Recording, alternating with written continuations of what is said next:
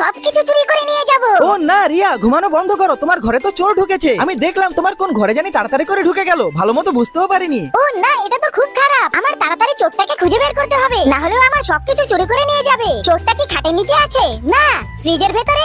না। চোরটা কোথায় লুকালো? প্রথম ফ্লোরে চোর নেই, আমি 2 তলায় গিয়ে দেখি। লন্ড্রি রুমে চোর আছে?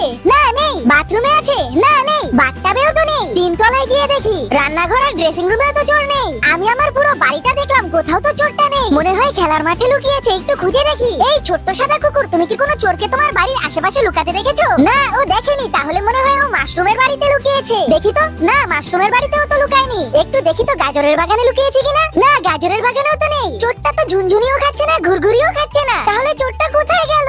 এই শোনো, আমি পুরো বাড়ি খুঁজেছি, কোথাও চোর নেই। তুমি আমার ঘুমটা নষ্ট করো না। আমি তো দেখেছিলাম চোরটা এদিকেই গিয়েছিল। আমি সবখানেই দেখেছি, কোনো চোর নেই। কিন্তু আমি তো চোরটাকে দেখেছিলাম। বন্ধুরা, তোমরাও কি আমার মতো চোরটাকে দেখেছো? দেখে থাকলে লাইক করে কমেন্টে বলো।